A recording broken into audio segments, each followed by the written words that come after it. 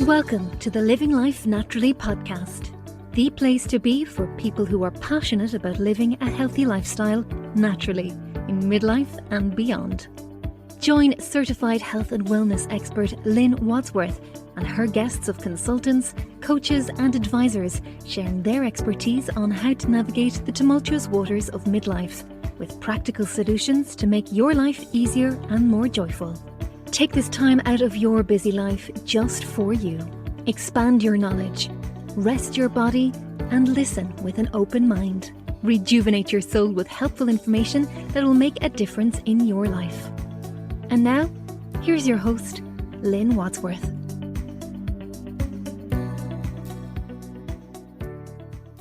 Hi everyone, this is Lynn, of course, from Holistic Health and Wellness.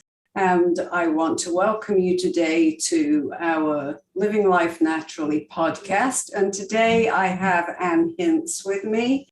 Now, she's got an amazing story. When she was 19, she woke up one morning to find her mother dead in her bathroom. And 20 years later, the tears from that trauma, which I could so relate to, were just still under the surface. And Ann found a simple technique that helped her release those emotions, but she went further and she can now put her awareness inside her body and has changed the bone structure of her skull. And she's actually grown half an inch at age 55. So Anne has found that seeking out our truth, what we truly feel, and accepting those feelings is the key to inner peace. So welcome to our podcast, Anne. We're thrilled to have you here. Thank you, Lynn. It's lovely to be here. So tell our audience where you're joining from. I'm joining from Northern California, but I do have, just like you, I have a slight English accent. So some people think I might be from England. I am. I was born in England. I moved out here when I was 21. Awesome. So I always love talking with a fellow Brit. It just to me is really such a thrill when I get somebody from England as well. So you've got rather an amazing story. And you have a slightly different way of thinking about the law of attraction. So can you explain your viewpoint? Sure. And I've developed this over time because I really wanted to understand it. I wanted to really understand it. And I don't think of it in terms of manifestation, which is what a lot of people use the law of attraction because they're trying to get something. I just wanted an understanding of how it works on a day-to-day basis because it's working all the time. Every second of every day, it's working. It's a universal law. So what I realized is the whole of us is a signal. And we're attracting back into our future based on our signal right now. And our signal is made up of every aspect of us. It's our shape, our size, our gender, it's our clothes, it's our hair, right? Because everything, if we change our hair and we go out into society, we will experience a different result based on how we've changed our hair. People will notice, right? So it's part of our signal. And our thoughts are part of our signal, but that's what most people think of when they're thinking of the law of attraction. They're thinking of our thoughts create our reality. However, what I've experienced through this work is that it's the biggest part of our signal is the tension that we're holding inside based on our past, based on our traumas, our beliefs, the emotions that we have held stuck inside. There are huge forces inside the body that are the result of these tensions stored inside. And that, to me, is the biggest part of our signal. But we're not aware of it, right? We're only shown a little bit at a time. But as you become more and more aware, it becomes so obvious that that is such a big part of it. Mm. So how do we then change our signal to attract others and to get a different result? Right. So through my understanding there that it's working all the time, every second of every day. So we're emitting a signal every second of every day. So if I'm sitting in anger or frustration or sadness or depression, that is my signal right now. And I'm going to get more of that in the future. Right. So to change what we're getting in our future, we need to change how we're feeling right now. We need to change our present signal. And we can do that, right? We can work with those feelings that we're having right now. So the first thing I used was a technique called EFT, which is short for emotional freedom technique. It's also called tapping, because we're tapping on certain places in our body as we're bringing some emotion or memory to mind. And it's that tapping itself, the physical action of tapping, is releasing tension that's been stored in the nervous system. So that is changing our signal in the moment. So that was the first really big change that I did. I worked with EFT daily. I would start noticing when I would become emotional during the day, which in itself is a kind of tough thing to start to do because we get so caught up in those emotions. But if we can stand back and notice and say, oh, look at me, I'm starting to get frustrated, or I'm starting to get angry. And then we have the power at that point to actually change that signal right then and there. And we change our future that way. So I'm sure for you, you had to make some big changes. So tell us a little bit about where you're coming from and what your story is. I had quite a bit of trauma in childhood. Finding my mother on the bathroom floor was kind of the culmination of it. So I was actually born with my right foot up against my right shin. So the first 6 weeks of my life, I had physical therapy, but it wasn't fully released. It actually, my whole body was twisted, I think, from that. So I had scoliosis my whole life, and that is starting to unwind now. But that was the beginning. And then I was actually handed over for adoption into a family that had just suffered a trauma. So there was subconscious trauma stored inside me from that. Then we had a house fire when I was about 3 or so, and I woke one morning and saw the flames coming in through the wall. So there was that. My dad had anger issues my whole life, his whole life. And so I was very used to walking on eggshells. I was sent to a boys' boarding school when I was 9 to 11. The first year there, I was the only girl boarder. And I was teased mercilessly. This was in England. I was teased mercilessly for 2 years. So that was trauma for me. Both my parents became alcoholics in my teenage years. So that was inside of me too. And then I found my mother dead on the bathroom floor. But all those traumas, I just did the same thing I'd always done. And part of that is the English way, I think, where we don't talk about anything. We just keep going. So everything was suppressed. And I didn't know there was anything else I could have done, right? So I just carried on with life. I moved out to the States. I became a software engineer, got married, had kids. And it wasn't until I was in my late 30s that I actually recognized that something from my childhood was still affecting me at that point. Excuse me. So that's when I started. I actually went to a doctor's appointment, and he recognized that I was more stressed than I should be. And he asked me on a scale of 0 to 10 what my stress level was. And it was an 8. And now he was a holistic physician, so he had more tools than some others. And he knew this technique called EFT. So he asked me the reason why my stress level was so high. And it was that question that made me realize it was finding my mother dead on the floor 2 decades earlier at this point, because the tears were still just under the surface. And so that's when he used EFT with me. We worked on it for about 15 minutes about my mother's death. And I walked away being able to tell the story in my mind without the tears there anymore. And that was amazing to me. It was the first time I realized how we hold those emotions, those memories physically on our body, and that we can let them go. I didn't know that was possible at that point. Yeah, stiff upper lip and all that, as we used to say in England. You just, it's just amazing, really, what happens when we keep those emotions inside of us. Yeah. And I've come to understand that at a deeper and deeper level, that it's stored as dis-ease in the body. We don't realize what we're doing, and we pass it on generation to generation. We just teach everyone how to behave, and it's not a good thing. Right. So after that, did you go and learn how to do EFT yourself? I did. I went online. It was given away by Gary Craig, who developed it for free. So anyone can go online and learn it. It's very simple. It's very easy. and almost deceptively so, right? So I wasn't actually convinced after that first time that it was really going to work. So I wanted to try it out. And at the time, I had a 17-year-old cat at home. We'd just been told his kidneys were starting to fail and he needed to have a daily saline shot.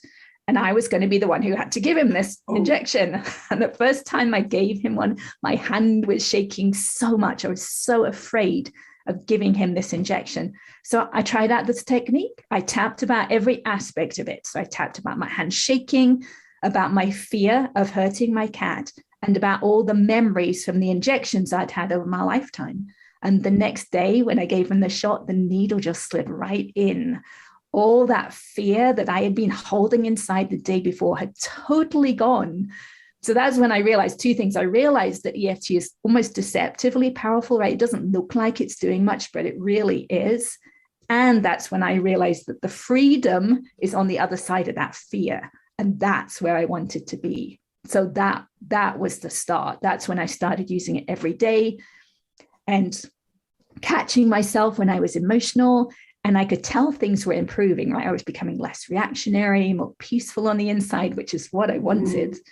And I wanted more. I wanted it to happen faster and, more intensely. So I wrote down every emotional trauma, every emotional memory I could think of from my childhood and my life up to that point. And I tapped through one each day for about an hour to an hour and a half each day. And over the months, because I had many sheets of paper, but over the months, I was becoming less reactionary, more peaceful inside. My mind, which had been so busy, so critical, so judgmental, was becoming quiet. And I had never experienced that before. I didn't even know that was possible. And it felt really good. And I remember opening my kitchen door one day and actually saying to myself, it feels like I'm living in a different reality, because my mind was so quiet. It just felt weird, like unusual, unknown to me. It just felt so different. And that's when I could actually look back and see, okay, those words that used to replay in my mind that would judge myself or judge other people, they had been my dad's words that I had been programmed with in childhood, but I hadn't been able to see that until they had gone. So you didn't do anything like meditation, breath work, you just went straight to the EFT? That's what I found. Yeah, I actually never really wanted to meditate. It never felt like it was doing a lot for me, right? And I wanted something faster. I knew people who'd been meditating for 20 years and still had a really busy mind. And I was so determined to change. So now some people do suggest that what I'm doing now could be called a form of meditation, but early on it was EFT. And what I realized when I started my journey with EFT, I was in a group at the time, and the kind of the head of the group, the guru type guy, said every week, you don't have to meditate. It's all about feeling your feelings. But when I started with EFT, I didn't know what my feelings were. But it was while I was in the group, I started EFT. So over the weeks and the months of doing the EFT and hearing this every week, it's just about feeling your feelings, I actually became aware of my feelings, because EFT is opening up the subconscious mind and it's expanding the awareness. So my awareness was expanding to my emotions. And then I became aware of the physical sensations underneath the emotions, right? Because when we use the phrase like sadness or anger or frustration, we're actually describing how someone is holding tension in their body. Because we'll see someone and we can tell they're angry by their stance, by where they're holding tension. And we can become aware of that tension ourselves. And when I did, I thought, okay, I'm going to try and do what he said. How do you feel your feelings? Well, I started doing this when I was at the kitchen sink. I would notice, I would think a thought that for me had fear involved. That was my normal emotion. And I would notice, okay, this thought's got some fear attached. So where's the fear? And I can feel it in my solar plexus for me. And I would focus on it. But I noticed when I focused on it, if I moved or if I took a deep breath, I would lose it. I couldn't find it because it was so used to being suppressed. It didn't want to be found or felt. So I actually had to hold myself like a statue and stop breathing once I could feel that fear in my solar plexus. And so I would talk to it, which sounds really funny, but I would talk to it. It's okay, I can feel this fear. I can feel you sitting right there in my solar plexus. I just want to feel you. I want to allow you to be felt, to be expressed. And at some point, I would need to take a deep breath. And then I would notice that that fear would have shifted slightly. It would have decreased a little bit, or maybe moved somewhere else. So I would think the same fearful thought again, feel it again, do the same thing, and it would shift a little bit more. It would decrease maybe or move somewhere else. And I would do it again and again with the same thought until there was no longer any fear underneath it. At which point it's been released, right? There's no attachment left to that thought anymore. So then I started using this instead of EFT. I would lay on the sofa at night and I would bring a collective trauma to mind, something like 9/11 or something that was still living inside of me, but I hadn't let go of yet. And I would just feel all those sensations, the emotions, and just allow them to be felt. And they would dissipate. They would leave the body. And at some point during that process, laying on the sofa, at one point I realized I could keep my awareness inside my body after the tension had released. Now, I'd never heard of this before. I didn't know what I was doing. And the only way I can kind of explain it to people is imagine you have a toothache or a stomach ache. You can pinpoint with your senses, right? You can feel where that pain is coming from. But once the pain is released, you can't get your awareness back on that place of pain anymore because there's nothing calling your attention to it. Excuse me. I found that I could put my awareness back inside. I was working in my abdomen at the time. And so I started to play with it. Well, I've done it once. Can I do it again? And I found I could. And well, now I can do this. What do I do? And so I started just playing around. Well, I found I could move my awareness around inside and I could find a place with tension. And so I would focus on the tension and it would release a little bit. And I would focus on again and it would release again. So now I'm doing at a deeper level what I was doing with the EFT and then the feelings. Now I'm actually inside the body doing the same thing, just my level of awareness has gone deeper. And so I started doing that throughout my body, throughout my torso. It took actually many, many months before I could put my awareness inside my head, which was eye-opening when I could, because the pain in my left cheek was so incredible. And the forces pulling my bones out of alignment were enormous. And that's when I really got that understanding of that tension that we hold inside of us, but we're not aware of. Because I had had this pain and tension, I think my whole life, from my foot being borne up against my shin, right? But now I've got the awareness of it. It's been there all along. It's been affecting me all along. But now I can work to release it because I have this technique that I can just focus on it and release. So over time, I would just keep doing this technique because it felt really good. And I got to the place I could actually feel my skull bones relax. It just felt like a deep relaxation, which was, so it was nice to actually get the x-rays taken last year and compare them to 2013 and see that the bones themselves actually have shifted. My eye sockets have aligned. My jaw was way off to the side and it's more in the center. And my neck is straighter than it has ever been in my life because it's been untwisting from this release of inner dis-ease, which is why I've grown 1/2 inch, right? Because my neck is untwisted and I am straighter than I ever was. So are you still seeing the holistic practitioner? No, I only ever saw him just a few times. I think he still does use EFT. He knows the technique, obviously. But no, all of this I've actually done on my own. So have the doctors that you now see noticed any difference with your x-rays? Yeah, not much of a doctor person, to be honest. They were orthodontic x-rays. So the x-ray technician definitely saw the changes. She actually asked if I was an athlete. I'm not an athlete. But she could see from the tissue, the way the tissue showed up in the x-ray that it was, I guess it was more relaxed. Maybe I'm not quite sure what she was looking at. But I mean, when you see the x-rays, it's so obvious to me, right? They're on my website so anyone can go and look at them. They're on my YouTube channel so anyone can see them.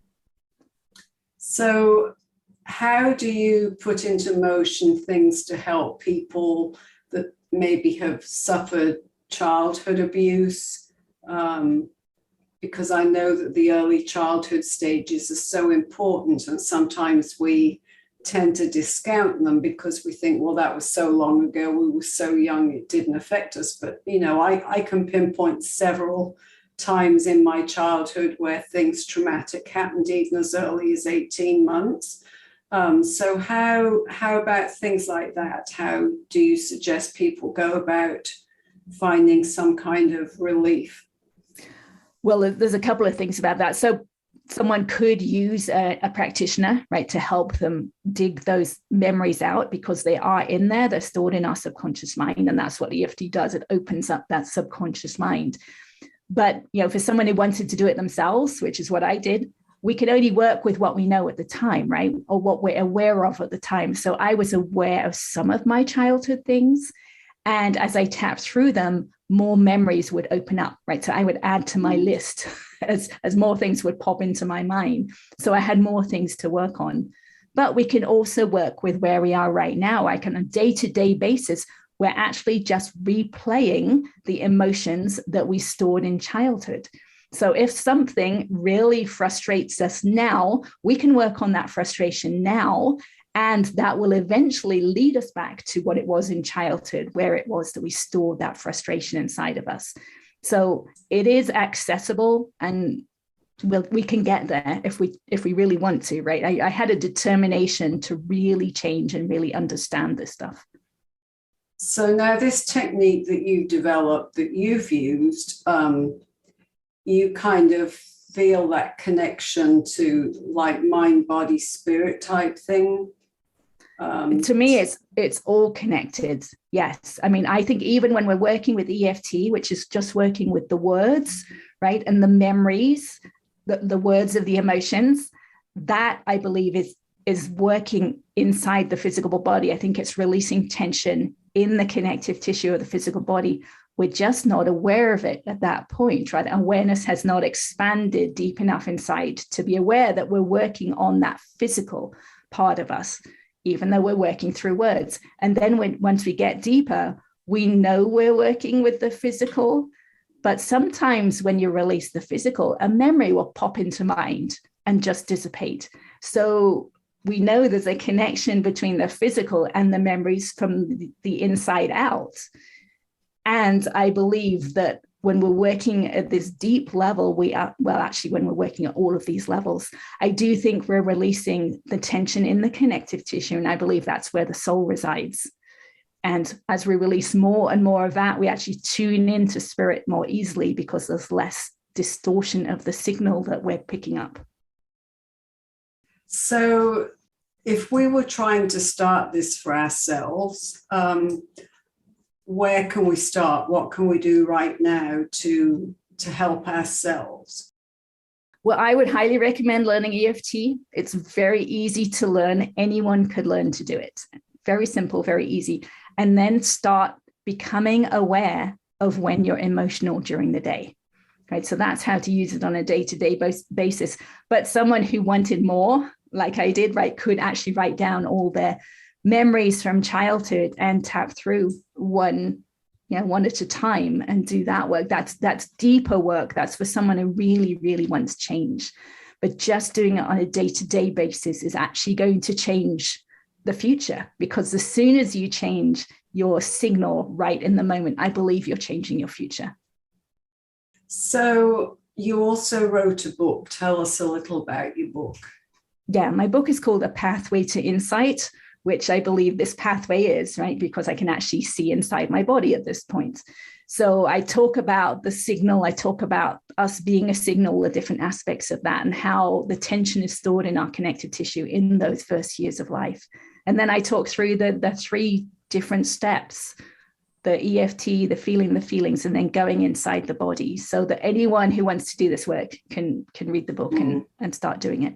Yeah, I'll definitely put that in the show notes for people to check it out and to connect with you. So where else can people find you? You can find me on YouTube. I have a YouTube channel. I have a demonstration video of EFT, so you can learn about it there. I have a demonstration of feeling your feelings and several other videos on there. And I also have my website, annhince.com, which again has those x-rays there. So you can actually go and see how powerful we are when we do this work. Mm-hmm. And I have a public Facebook page, and I'm happy to interact with anyone on there. Yeah, I'll put all of those in the show notes. So do you have some parting thoughts, words of wisdom that you'd like to share with our audience? Sure. I love to bring it back to the idea that we are so much more powerful and we have so much more control over our life than we think we do, because we'll blame other people. We'll blame politician, or we'll blame the news, right? Something that's happening in the news. We don't think we have any control over that, but the control we do have is how we feel about it. So if we're frustrated with a politician or someone on some other side of one of the divisions that's happening these days, we're feeling that, right? We're feeling it in our body, and we can work with that. We can tap about it, or we can feel the feelings and bring ourselves back to peace, because that is changing our future. That's awesome. I actually, interestingly enough, I'm taking a course right now myself on EFT, because I know I have had people use it on me in the past and have done it myself, and I know how powerful that is. So I really appreciate you sharing all of that with us and all of your insights. And I think that your book would really lay it out well for us to know how to do it ourselves. So I will certainly put all of your links in there, and I appreciate you being on with us today. Thank you. Thank you for allowing me to share it. And appreciate a fellow Brit knowing how cool, calm and collected we feel we're supposed to be, opening up and sharing, because I know that's not easy. Thank you. This work makes it easier, for sure. Yeah.